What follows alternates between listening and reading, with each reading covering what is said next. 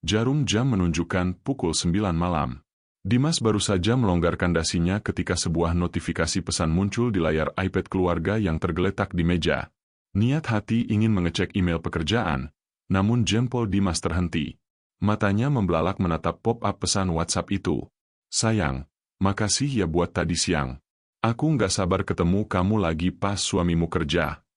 Darah Dimas mendidih. Nama pengirimnya tidak disimpan, hanya deretan nomor asing. Dengan tangan gemetar, Dimas membuka aplikasi tersebut. Hatinya hancur berkeping-keping. Di sana terpampang riwayat percakapan mesra yang seolah-olah dilakukan oleh Naya, istrinya, dengan pria lain. Pak Dimas, mau dibuatkan kopi? Suara lembut itu mengejutkannya. Sinta, asisten rumah tangga yang baru bekerja 2 bulan, berdiri di sana dengan nampan. Wajahnya polos, namun matanya melirik sekilas ke arah iPad yang menyala. Sinta, suara Dimas terdengar parau, menahan amarah. Apa kamu pernah lihat Naya, bawa tamu laki-laki ke sini? Sinta menunduk, meremas ujung dasternya, berpura-pura takut. Maaf, Pak. Saya nggak berani bilang. Tapi, Bu Naya memang sering senyum-senyum sendiri kalau main iPad di taman belakang pas Bapak ngantor. Saya kira itu wajar. Jawaban itu bagaikan bensin yang disiramkan ke api. Keraguan Dimas lenyap seketika. Tak lama, suara langkah kaki terdengar. Naya turun dari lantai 2 dengan wajah segar sehabis mandi. Mas, udah pulang? Kok enggak panggil aku? Naya mendekat, hendak mencium tangan suaminya. Prak! Dimas menepis tangan Naya dengan kasar hingga wanita itu terhuyung mundur. Mas! Naya terkejut, matanya berkaca-kaca. Kamu kenapa? Jangan sentuh aku dengan tangan kotormu itu, bentak Dimas. Ia melempar iPad itu ke sofa. Aku kerja banting tulang buat kamu, Naya. Dan ini balasanmu? Selingkuh di rumahku sendiri. Naya memungut iPad itu dengan bingung. Ia membaca pesan-pesan itu sambil menggeleng panik. Demi Allah, Mas, ini bukan aku. Aku nggak pernah chat begini.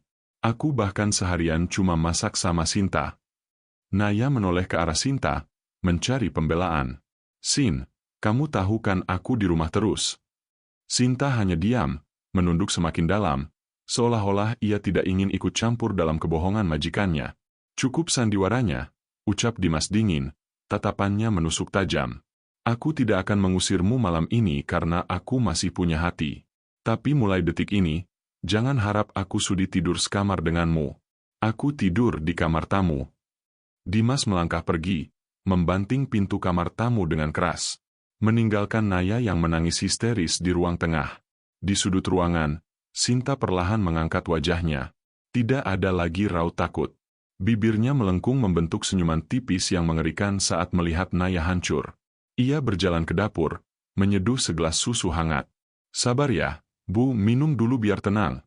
Bisik Sinta sambil diam-diam menaburkan sedikit bubuk putih dari saku celemeknya ke dalam gelas itu. Malam ini baru permulaan. Pagi itu, suasana di rumah terasa jauh lebih dingin dari biasanya. Naya terbangun dengan kepala yang terasa sangat berat, seolah ada batu besar yang menghimpit pelipisnya. Pandangannya berkunang-kunang, efek dari susu hangat yang diberikan Sinta semalam. Namun, sebagai istri yang ingin memperbaiki keadaan, Naya memaksakan diri bangkit. Ia ingin memasakkan sarapan kesukaan Dimas, berharap kemarahan suaminya mereda. Dengan langkah gontai, Naya menyalakan kompor untuk memanaskan minyak. Namun, tiba-tiba rasa pusing yang hebat menyerangnya. Dunianya berputar. Naya berpegangan pada meja dapur, memejamkan mata sejenak untuk menahan mual, lalu tanpa sadar ia berjalan keluar menuju ruang tengah dan duduk di sofa, benar-benar lupa bahwa api di kompor masih menyala besar. Sinta yang sedari tadi mengintip dari balik tembok tersenyum miring. Ia membiarkan wajan itu memanas hingga asap hitam mulai mengepul memenuhi dapur. Barulah ketika bau hangus mulai menyengat, Sinta berteriak histeris. Kebakaran! Tolong! Bu Naya, dapurnya kebakaran! Dimas yang sedang bersiap di kamar mandi langsung berlari keluar dengan handuk masih melilit di pinggang. Ia mendapati dapur sudah penuh asap. Sinta terlihat sibuk memukul-mukul api dengan kain basah, berakting seolah ia pahlawan yang sedang bertaruh nyawa. Matikan gasnya, Sinta! Teriak Dimas panik sambil membantu memadamkan api. Setelah kekacauan mereda, Dimas menoleh ke arah Naya yang berdiri mematung di ambang pintu dapur dengan wajah pucat dan bingung. Naya tampak seperti orang linglung, tak mengerti apa yang baru saja terjadi. "Kamu gila, Naya?" bentak Dimas, suaranya menggelegar memenuhi ruangan. "Kamu mau membunuh kita semua? Apa yang ada di otakmu?" "Laki-laki itu." "Mas, aku nggak tahu, kepalaku sakit sekali." Naya mencoba membela diri, air matanya tumpah. Ia benar-benar tidak ingat bagaimana ia bisa meninggalkan kompor menyala. "Alasan?" potong Dimas kasar. Ia menatap istrinya dengan tatapan asing, seolah Naya adalah wanita yang tak pernah ia kenal. "Kalau pikiranmu cuma sibuk memikirkan selingkuhanmu sampai lupa urus rumah, lebih baik kamu diam saja di kamar." Dimas menoleh pada Sinta yang masih terbatuk-batuk dramatis. Tatapannya melembut. "Sinta, mulai sekarang kamu yang pegang kendali dapur dan semua urusan rumah. Jangan biarkan Naya menyentuh apapun yang berbahaya. Saya nggak mau mati konyol gara-gara kecerobohan dia." "Baik, Pak. Saya akan jaga rumah ini," jawab Sinta dengan suara bergetar yang dibuat-buat. Dimas melangkah pergi dengan amarah yang masih meluap, meninggalkan Naya yang menangis terseduh di lantai dapur yang kotor. Perlahan, Sinta mendekati Naya, berjongkok di hadapannya. "Sabar ya, Bu," bisik Sinta pelan. Tangan Sinta mengelus pundak Naya, namun di saat Naya menunduk menutup wajahnya, senyum kemenangan itu kembali terukir di bibir Sinta. Rencananya berjalan lebih mulus dari dugaan. Istri majikannya kini bukan hanya terlihat sebagai peselingkuh, tapi juga wanita yang mulai kehilangan akal sehatnya. Ketegangan di rumah itu belum juga mencair, justru semakin memadat layaknya gumpalan es yang mencekik napas Naya setiap harinya. Setelah insiden kebakaran dapur, Naya berusaha keras menebus kesalahannya. Ia tahu Dimas sangat menyukai sop iga buatannya. Hari itu, Naya bangun jauh lebih pagi, memastikan setiap bumbu ia racik dengan sempurna, mencicipinya berkali-kali untuk memastikan rasanya pas, sebelum meninggalkannya sebentar di atas kompor untuk mandi dan berdandan menyambut suaminya pulang. Namun, Naya tidak menyadari bahwa di balik pintu dapur, Sinta telah mengintai. Begitu Naya naik ke lantai atas, Sinta bergerak cepat. Dengan wajah datar tanpa ekspresi, ia menuangkan satu toples penuh garam ke dalam panci sop yang sedang mendidih itu, lalu mengaduknya rata. Malam harinya, Dimas pulang dengan wajah lelah. Naya menyambutnya dengan senyum manis yang dipaksakan, berusaha menutupi mata sembabnya. "Mas, aku masakin sop iga kesukaanmu. Makan dulu ya," bujuk Naya lembut. Dimas tidak menjawab, hanya berjalan menuju meja makan dan duduk dengan enggan. Naya dengan sigap menuangkan kuah panas ke mangkuk suaminya. Suapan pertama masuk ke mulut Dimas. Biur. Dimas menyemburkan makanan itu kembali ke mangkuk. Wajahnya memerah padam, urat lehernya menegang. "Kamu mau meracuni aku?" bentak Dimas sambil membanting sendok ke piring hingga pecah. "Asin sekali. Kamu mau aku mati darah tinggi biar kamu bebas pacaran sama selingkuhanmu itu?" Naya terbelalak kaget. "Nggak mungkin, Mas. Tadi sudah aku cicipi rasanya pas." Naya panik mencicipi kuah itu dan langsung terbatuk. Rasanya seperti menelan air laut. Seketika, pandangannya tertuju ke arah dapur. Ia tahu hanya ada satu orang lain di rumah ini. Dengan emosi memuncak, Naya berlari ke dapur dan mendapati Sinta sedang mencuci piring dengan tenang. "Sinta, kamu kan yang masukin garam ke masakan saya?" Naya mencengkeram lengan Sinta, menuntut jawaban. "Kenapa kamu jahat sekali sama saya?" Sinta tidak menjawab, matanya justru berkilat licik melihat Dimas yang berjalan menyusul ke dapur. Tiba-tiba, Sinta menjerit histeris. "Aduh, ampun, Bu. Sakit. Jangan pukul saya, Bu." Sinta membanting dirinya sendiri ke arah lemari kabinet dengan keras, lalu merosot ke lantai sambil memegangi lengannya yang kini memerah. Bekas cengkeraman Naya tadi ditambah benturan yang ia sengaja. "Naya!" Dimas berteriak, matanya menatap horor pemandangan di depannya. Istrinya berdiri di atas pembantu yang sedang menangis kesakitan. "Mas, dia akting. Dia yang ngerusak masakanku." Naya membela diri, menunjuk Sinta. Namun Sinta, dengan air mata buaya yang mengalir deras, mengangkat wajahnya yang memelas pada Dimas. "Saya cuma mau bantu bersihin meja, Pak, tapi Ibu marah karena Bapak nggak suka masakannya." Tangan saya dipelintir. Dimas menatap Naya dengan tatapan yang bukan lagi marah, melainkan jijik. Hebat sekali kamu sekarang. Sudah selingkuh, pelupa, sekarang main fisik sama orang kecil? Di mana hati nuranimu, Naya? Dimas membantu Sinta berdiri, mengabaikan Naya yang gemetar hebat menahan tangis. Malam itu, Naya sadar, ia bukan hanya kehilangan kepercayaan suaminya, tapi ia sedang bertarung melawan iblis yang menyamar sebagai malaikat penolong di rumahnya sendiri. Sejak insiden di dapur, rumah itu terasa seperti kuburan. Tidak ada lagi percakapan hangat, hanya suara langkah kaki dan denting sendok yang beradu dengan piring dalam kebisuan yang mencekam. Dimas benar-benar menganggap Naya tak kasat mata. Minggu pagi itu, Dimas sedang mencuci mobil di halaman depan. Wajahnya keras, tanpa senyum sedikit pun. Naya, yang masih berusaha melunakkan hati suaminya, memberanikan diri keluar untuk menyiram tanaman di dekat pagar. Ia berharap, setidaknya ada sapaan kecil atau tatapan mata yang tidak penuh kebencian dari suaminya. Namun, harapan itu hancur seketika saat sebuah sepeda motor berhenti tepat di depan pagar rumah mereka. Seorang pria asing berjaket kulit, dengan helm yang kaca depannya terbuka, menatap lurus ke arah Naya. Sinta, yang sedari tadi pura-pura menyapu teras, diam-diam memberi kode mata pada pria itu. Yang? Kok chat aku dari kemarin gak dibales-bales sih? Seru pria itu dengan nada manja yang cukup keras. Aku nungguin kamu di tempat biasa loh, Nay. Jantung Naya seakan berhenti berdetak. Ia menatap pria itu dengan bingung dan takut. Anda siapa? Saya nggak kenal Anda.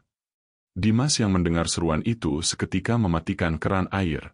Ia berjalan mendekat dengan langkah lebar dan rahang mengeras.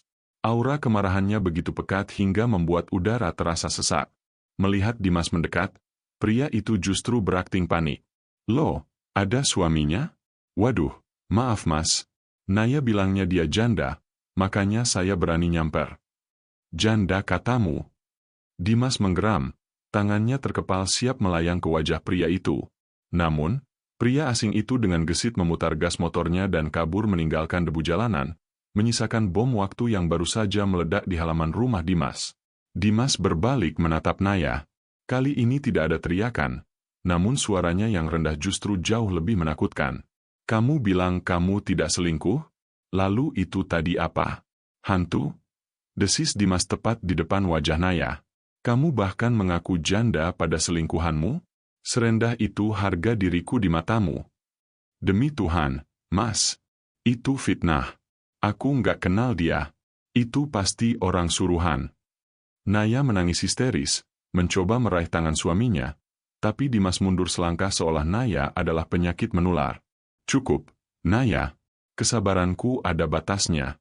Sekali lagi saja ada kejadian memalukan seperti ini, detik itu juga kamu angkat kaki dari rumah ini. Aku tidak peduli mau kamu tidur di kolong jembatan sekalipun. Dimas membanting selang air dan masuk ke dalam rumah tanpa menoleh lagi. Naya merosot di pinggir pagar, menangis terseduh-seduh di bawah terik matahari. Sementara di balik jendela ruang tamu, Sinta menatap pemandangan itu sambil mengetik pesan di ponselnya. Kerja bagus.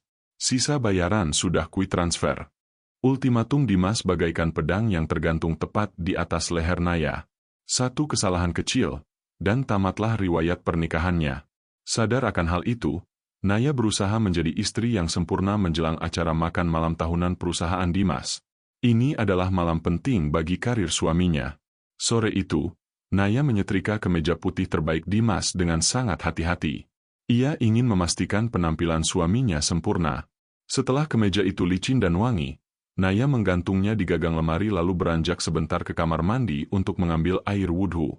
Celah sempit itu tak disia-siakan oleh Sinta. Dengan gerakan secepat kilat, ia masuk ke kamar tidur utama. Dari saku celemeknya, Sinta mengeluarkan botol kecil berisi serbuk halus, bubuk gatal kimiawi dosis tinggi. Dengan senyum menyeringai, ia menaburkan bubuk itu secara merata di bagian kerah dalam dan punggung kemeja, area yang akan langsung bersentuhan dengan kulit leher dan punggung Dimas, lalu menghilang kembali ke dapur sebelum Naya keluar dari kamar mandi. Malam harinya, bencana itu terjadi. Di tengah ballroom hotel yang mewah, saat Dimas sedang berdiri di podium memberikan kata sambutan di hadapan para direksi dan investor, rasa panas yang menyengat mulai menjalar di lehernya. Awalnya ia mencoba menahan, Namun rasa gatal itu berubah menjadi perih seperti terbakar. Keringat dingin mengucur deras. Tak tahan, Dimas mulai menggaruk lehernya secara refleks. Kulitnya memerah padam seketika. Gerakan garukannya makin tak terkendali, membuat para tamu undangan saling berbisik heran. Dimas kehilangan fokus, ucapannya melantur, dan akhirnya ia harus turun panggung dengan rasa malu yang luar biasa karena dianggap tidak profesional dan gelisah seperti pecandu obat. Setibanya di rumah, Dimas langsung merobek kemejanya dan melemparnya ke wajah Naya yang menyambutnya di pintu. "Wanita iblis!" teriak Dimas. Leher dan punggungnya penuh baretan merah darah akibat garukan. "Kamu sengaja menaruh racun di bajuku biar aku gagal. Kamu mau menghancurkan karirku karena aku nggak kasih kamu uang buat selingkuhanmu, hah? Mas, astagfirullah. Aku nggak tahu apa-apa." Naya menangis gemetar melihat kondisi kulit suaminya. Tiba-tiba Sinta berlari kecil dari arah kamar Naya sambil membawa botol kosong. "Pak, maaf, saya nemu ini di laci meja rias ibu saat mau bersih-bersih tadi. Ini botol bekas bubuk gatal kimia." Mata Dimas menggelap. Bukti itu seolah mematikan akal sehatnya. Tanpa kata, ia menyeret Naya ke kamar tidur, mendorongnya masuk hingga Naya terjatuh, lalu mengunci pintu itu dari luar. "Jangan keluar sampai aku suruh. Renungkan dosa-dosamu di dalam sana," bentak Dimas. Di luar pintu yang terkunci, Sinta menghampiri Dimas dengan wajah penuh keprihatinan palsu, menyodorkan minyak oles. "Bapak pasti sakit sekali, mari saya bantu oleskan obatnya di punggung Bapak." Ibu tega sekali melakukan ini. Malam itu, Naya terkurung dalam gelap, sementara di ruang tengah, Sinta tersenyum puas saat jari jemarinya mulai menyentuh kulit punggung majikannya. 3 hari berlalu sejak malam bencana di pesta kantor itu. Kamar tamu, yang kini ditempati Naya karena diusir dari kamar utama, tak ubahnya menjadi sel penjara. Dimas melarang Naya keluar kecuali untuk ke kamar mandi. Hukuman, pengasingan, ini membuat Naya nyaris gila dalam kesunyian, sementara di luar pintu, Sinta merayakan kemenangannya dengan cara yang paling halus namun mematikan. Tanpa kehadiran Naya yang mengurus rumah, Sinta mengambil alih segalanya. Ia tidak lagi bersikap seperti asisten yang sungkan. Sinta mulai mengatur menu makanan, menyusun jadwal pakaian kerja Dimas, bahkan memegang uang belanja bulanan. Pagi itu, Dimas duduk di meja makan sambil memijat pelipisnya. Sinta datang membawa secangkir kopi hitam yang mengepul. "Silakan, Pak." "Kopi hitam, gula aren setengah sendok teh. Airnya mendidih 90 derajat. Persis seperti yang Bapak suka," ucap Sinta sambil tersenyum manis, meletakkan cangkir itu dengan anggun. Dimas tertegun sejenak sebelum menyeruput kopinya. Rasanya sempurna. Terlalu sempurna. Selama ini, hanya Naya yang tahu takaran spesifik itu. Naya butuh waktu berbulan-bulan untuk menghafalnya di awal pernikahan mereka. Bagaimana bisa Sinta tahu sedetail itu hanya dalam waktu singkat? "Kamu tahu dari mana takaran ini, Sinta?" tanya Dimas, menatap asistennya dengan kening berkerut. "Oh, saya sering perhatikan ibu kalau bikin kopi, Pak. Saya kan cepat belajar," jawab Sinta santai, meski kilat matanya menyiratkan kepuasan yang janggal. Saat Sinta membungkuk untuk mengambil piring kotor, aroma yang sangat familiar menusuk hidung Dimas. Wangi vanila bercampur mawar liar. Wangi yang lembut, elegan, dan mahal. Dimas seketika mencengkeram pergelangan tangan Sinta. "Tunggu, parfum apa yang kamu pakai?" Sinta tampak sedikit terkejut, namun dengan cepat menguasai diri. "Oh, ini wangi ya, Pak? Ini parfum bekas ibu. Kemarin ibu kasih ke saya sebelum dikurung. Naya memberikannya padamu." Dimas menatap Sinta tak percaya. "Itu bukan sembarang parfum. Itu adalah Hellrose edisi terbatas, hadiah anniversary pernikahan pertama mereka yang dibeli Dimas dengan menabung gaji pertamanya. Naya sangat menyayangi parfum itu, bahkan hanya memakainya di acara spesial." "Iya, Pak." Sinta berbohong tanpa berkedip. "Ibu bilang dia sudah bosan sama wanginya. Katanya baunya kayak nenek-nenek. Ibu bilang dia mau ganti parfum yang lebih disukai pacarnya." Dimas melepaskan tangan Sinta perlahan. Ada sesuatu yang retak di hatinya, namun kali ini bukan karena amarah pada Naya. Logikanya berontak. Naya adalah wanita sentimental. Dia menyimpan tiket bioskop kencan pertama mereka di dalam dompet selama bertahun-tahun. Tidak mungkin Naya menghina hadiah anniversary itu dan memberikannya begitu saja pada pembantu. Untuk pertama kalinya sejak rentetan kejadian ini, benih keraguan terhadap Sinta mulai tumbuh di benak Dimas. Ia menatap punggung Sinta yang berlalu ke dapur. Wanita itu berjalan dengan dagu terangkat, langkahnya terlalu percaya diri untuk seorang pelayan. Rumah ini terasa asing, dan Dimas mulai sadar, ada ular yang sedang melilit lehernya pelan-pelan. Kecurigaan tentang parfum itu membuat Dimas tidak bisa memejamkan mata semalaman. Benaknya terus memutar ulang semua kejanggalan yang terjadi beberapa minggu terakhir. Pagi harinya, begitu Sinta pamit pergi ke pasar belanja sayur, Dimas langsung memanfaatkan kesempatan itu. Ia bergegas menuju ruang kerjanya, menyalakan monitor sentral yang terhubung ke seluruh CCTV rumah. Jantung Dimas mencelos saat melihat layar monitor itu hanya menampilkan layar biru bertuliskan, "No signal, connection lost." Tidak ada rekaman. Kosong. Saat Sinta pulang dan ditanya mengenai hal itu, wanita itu menjawab dengan wajah tanpa dosa. "Oh, CCTV? Itu kabelnya putus digigit tikus minggu lalu, Pak. Saya lupa lapor karena saking sibuknya mengurus kekacauan yang dibuat ibu." Dimas hanya mengangguk pelan, berpura-pura percaya. "Ya sudah, nanti saya panggil tukang." Namun, rahangnya mengeras. Ia tahu betul rumah ini rutin disemprot anti hama. Tidak ada tikus di sini, kecuali tikus berkepala manusia yang berdiri di hadapannya. Kebetulan ini terlalu rapi. Siang harinya, sebuah paket kilat yang dipesan Dimas tiba. Isinya adalah sebuah jam meja digital modern berwarna hitam. Benda itu terlihat biasa saja, namun di balik layar LED-nya, tersembunyi lensa kamera mikro beresolusi tinggi yang terhubung langsung ke ponsel Dimas. Dengan tangan yang sedikit dingin karena tegang, Dimas meletakkan jam itu di atas bufet ruang tengah. Posisinya sempurna, menyorot langsung ke arah sofa tamu, dapur bersih, dan tangga menuju kamar tempat Naya dikurung. "Sinta," panggil Dimas sambil menyeret koper kecil keluar dari kamar. "Kantor menugaskan saya ke Surabaya mendadak selama 2 hari. Ada masalah proyek yang harus saya tangani sendiri." Mata Sinta berbinar sekilas, kilatan kegembiraan yang gagal ia sembunyikan sepenuhnya, sebelum ia memasang wajah prihatin. "Waduh, mendadak sekali, Pak. Bapak hati-hati ya. Jangan khawatirkan rumah, saya akan jaga ketat. Saya pastikan ibu tidak berulah." Dimas menatap Sinta tajam, lalu beralih menatap pintu kamar Naya yang tertutup rapat. Rasa bersalah menghantam dadanya. Ia harus meninggalkan istrinya sendirian di kandang singa demi membuktikan kebenaran. "Saya pergi," ucapnya singkat.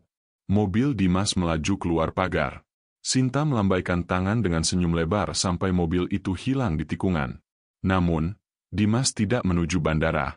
Ia membelokkan mobilnya ke sebuah hotel budget yang hanya berjarak 2 blok dari kompleks perumahannya. Begitu masuk ke kamar hotel, Dimas melempar tasnya dan segera membuka aplikasi pengintai di ponselnya. Layar berkedip sejenak, lalu menampilkan visual ruang tengah rumahnya secara real-time.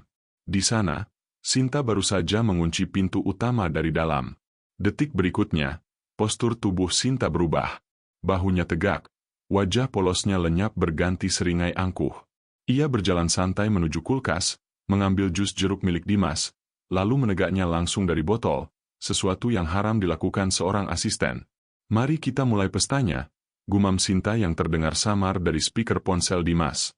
Wanita itu kemudian melangkah menaiki tangga menuju kamar Naya sambil membawa sapu lidi. Napas Dimas tercekat. Ia sadar, ia akan menyaksikan sesuatu yang mengerikan. Di dalam kamar hotel yang hening, satu-satunya suara yang terdengar adalah detak jantung Dimas yang memburu dan suara statis dari speaker ponselnya. Tangannya mencengkeram ponsel itu begitu erat hingga buku-buku jarinya memutih. Di layar kecil itu, drama horor yang sesungguhnya baru saja dimulai. Sinta membuka pintu kamar tempat Naya dikurung bukan dengan memutar gagang, melainkan dengan menendangnya kasar. "Bangun, Nyonya besar. Enak saja kamu tidur-tiduran saat aku harus kerja," teriak Sinta. Naya yang sedang meringkuk di sudut kasur tersentak bangun. Wajahnya tirus dan pucat, matanya bengkak. "Sinta, tolong, aku lapar. Boleh aku minta sedikit nasi?" lirih Naya dengan suara parau. Bukannya iba, Sinta justru tertawa mencemooh. Ia melangkah maju, menjambak rambut Naya dengan keras hingga kepala wanita itu terdongak. Dimas yang menyaksikan itu dari kejauhan merasa napasnya tercekat. Air mata kemarahan mulai menggenang di pelupuk matanya. Lapar? Desis Sinta tepat di wajah Naya. Makan itu sisa roti basi. Kamu pikir kamu masih ratu di sini? Sebentar lagi, Dimas akan membuangmu ke jalanan seperti sampah. Kenapa kamu jahat sekali, Sin? Apa salahku? Isak Naya, tak berdaya melawan tenaga Sinta. Sinta melepaskan jambakannya dengan kasar hingga Naya terjerembab ke kasur. Wanita itu berdiri berkacak pinggang, wajahnya menyeringai puas, wajah asli psikopat yang selama ini tersembunyi di balik topeng polos. Salahmu? Salahmu adalah karena kamu memiliki apa yang aku mau. Seru Sinta lantang. Kamu pikir suamimu itu pintar? Hah, dia itu laki-laki paling bodoh yang pernah kutemui. Gampang sekali dihasut. Chat selingkuh itu? Aku yang buat pakai aplikasi palsu. Bubuk gatal di baju? Aku yang tabur. Garam di sup? Tentu saja aku. Pengakuan itu menghantam dada Dimas lebih keras daripada pukulan fisik manapun. Tubuhnya gemetar hebat. Ia melihat istri yang dicintainya hancur lebur karena kebodohannya sendiri mempercayai orang asing. Dengar baik-baik, Naya, lanjut Sinta sambil menunjuk wajah Naya dengan sapu lidi. Setelah kamu diceraikan, akulah yang akan jadi nyonya Dimas. Aku akan tidur di ranjang ini, memakai semua perhiasanmu, dan menikmati gaji suamimu. Sekarang, bersihkan kamar mandi pakai sikat gigi ini. Cepat. Naya merangkak ketakutan menuju kamar mandi di bawah ancaman Sinta. Di kamar hotel, Dimas meraung tertahan. Ia membanting bantal ke dinding untuk melampiaskan emosinya yang meledak. Rasa bersalah yang teramat sangat membuatnya sesak napas. Ia telah menyerahkan domba kesayangannya untuk dimangsa serigala. Dengan sisa kewarasan yang ada, Dimas menyambar kunci mobilnya. Waktu bermain sudah habis. Ia harus pulang sekarang juga untuk mengakhiri mimpi buruk ini. Mobil Dimas melesat membelah jalanan, melanggar beberapa lampu merah demi sampai ke rumah lebih cepat. Pikirannya kalut, bayangan Naya yang dijambak dan dihinakan terus berputar di kepalanya seperti film horor tanpa henti. Namun, di tengah amarah yang meledak-ledak, akal sehat Dimas memaksanya untuk tenang. Ia tidak boleh gegabah. Ia harus menangkap basah wanita iblis itu tanpa celah untuk mengelak. Sesampainya di halaman rumah, Dimas menarik napas panjang, mengatur ekspresi wajahnya yang tegang menjadi kesakitan. Ia membuka pintu rumah dengan kasar, lalu ambruk di sofa ruang tamu sambil mengerang keras. Aarg, sakit. Tolong. Sinta, yang baru saja turun dari tangga, kemungkinan besar habis menyiksa Naya lagi, terlonjak kaget. Wajah bengisnya seketika berubah menjadi topeng kepanikan yang sempurna. Pak Dimas. Astaga, Bapak kenapa? Bukannya Bapak ke Surabaya? Sinta berlari menghampiri, berakting cemas. Asam lambungku kambuh parah. Sinta, tolong ambilkan obat di kotak P3K dan air hangat. Cepat, aku nggak kuat. Erang Dimas sambil memegangi perutnya. Iya, Pak. Sebentar. Tanpa curiga, Sinta berlari ke dapur belakang. Detik itu juga, Dimas melesat bangun. Ia berlari senyap menuju kamar tempat Naya dikurung. Pintu tidak terkunci. Di dalam, ia menemukan Naya sedang berjongkok di lantai kamar mandi, menyikat lantai dengan sikat gigi bekas sambil menangis tanpa suara. Naya. Panggil Dimas lirih. Naya tersentak hebat, tubuhnya gemetar ketakutan, refleks melindungi kepalanya dengan tangan. Ampun, aku lagi bersihin, jangan pukul. Hati Dimas hancur berkeping-keping melihat trauma istrinya. Ia langsung memeluk Naya erat, tak peduli istrinya kotor atau bau keringat. Maafkan aku, sayang, maafkan kebodohanku. Aku sudah tahu semuanya. Tolong, percaya padaku sekali lagi. Ikuti permainanku di bawah. Belum sempat Naya mencerna situasi, Dimas membapahnya turun ke ruang tengah. Tepat saat itu, Sinta muncul dari dapur membawa nampan berisi obat dan segelas air. Langkah Sinta terhenti. Matanya membulat melihat Dimas yang tadi, sekarat, kini berdiri tegak memeluk Naya. Loh, Pak? Bapak sudah sembuh? Kok ibu dibawa keluar? Tanya Sinta, nadanya mulai terdengar waspada. Dimas menatap Sinta dengan tatapan dingin yang mematikan. Tanpa menjawab, ia mengambil remote TV dan menekan tombol play. Layar TV 60 inci di ruang tamu itu menyala, menampilkan rekaman video CCTV yang baru saja terjadi sejam lalu. wajah Sinta yang menyeringai setan, tangannya yang menjambak Naya, dan pengakuan lengkapnya tentang fitnah keji itu. Suara tawa jahat Sinta dari rekaman itu menggema ke seluruh ruangan, kontras dengan kesunyian mencekam di antara mereka bertiga. Wajah Sinta memucat seketika, nampan di tangannya terlepas dan jatuh berantakan ke lantai. Perang. Jadi, kamu yang membuat chat palsu itu? Kamu yang menaruh racun di bajuku? Tanya Dimas, suaranya tenang namun penuh ancaman, sambil melangkah maju mendekati Sinta yang kini gemetar mundur. Permainanmu selesai, Sinta. Sinta terpojok ke dinding. Topeng polosnya hancur total. Matanya liar mencari jalan keluar, lalu tatapannya tertuju pada pisau buah yang tergeletak di meja makan tak jauh dari sana. Sinta menyambar pisau buah itu dengan gerakan putus asa. Matanya liar, napasnya memburu seperti binatang yang terpojok. Jangan mendekat, atau aku bunuh kalian berdua, teriak Sinta dengan suara melengking yang tak lagi terdengar waras. Kalau aku nggak bisa miliki bapak, perempuan ini juga nggak boleh. Dimas segera mendorong tubuh Naya yang masih lemas ke belakang punggungnya, memasang badannya sendiri sebagai tameng hidup. Ketegangan memuncak di ruangan itu. Namun, sebelum Sinta sempat mengayunkan pisau itu, pintu depan rumah didobrak terbuka dengan keras. Dua petugas polisi, yang sudah dihubungi diam-diam oleh Dimas saat di perjalanan tadi, merangsek masuk dengan senjata siap siaga. Jatuhkan senjatanya. Tiarap, bentak salah satu petugas. Sinta menjerit histeris. Nyalinya ciut seketika. Ia menjatuhkan pisau itu dan menangis meraung-raung saat tangannya diborgol dengan kasar. Saat diseret keluar melewati ruang tamu, Sinta masih sempat menoleh pada Dimas dengan tatapan gila yang penuh obsesi. Kenapa Bapak pilih wanita lemah dan mandul itu? Saya mencintai Bapak. Saya rela lakukan apa saja demi Bapak. Harusnya saya yang jadi nyonya di sini. Dimas hanya memalingkan wajahnya dengan rasa jijik yang mendalam, tak sudi menatap wanita yang nyaris menghancurkan hidupnya itu. Rumah itu kembali sunyi setelah sirene polisi menjauh, namun meninggalkan puing-puing emosi yang berserakan. Dimas berbalik menatap Naya yang masih berdiri mematung, gemetar di sudut ruangan dengan tatapan kosong. Perlahan, Dimas berlutut di kaki istrinya. Pertahanan dirinya runtuh. Air mata laki-laki itu tumpah untuk pertama kalinya, membasahi lantai di dekat kaki Naya yang kotor. Maafkan aku, Nay. Demi Tuhan, aku menyesal. Aku suami yang bodoh. Pukul aku, caci maki aku, tapi tolong jangan diam saja. Isak Dimas mencoba meraih tangan Naya. Naya tidak menarik tangannya, tapi ia juga tidak membalas genggaman itu. Tatapannya hampa menatap layar TV yang kini gelap. Luka fisik akibat jambakan Sinta mungkin akan sembuh dalam hitungan hari, namun luka batin akibat pengkhianatan kepercayaan dari suami yang paling dicintainya itu telah menorehkan parut yang terlalu dalam. Malam itu bukanlah sebuah akhir yang bahagia, melainkan awal dari perjalanan panjang yang menyakitkan bagi Dimas.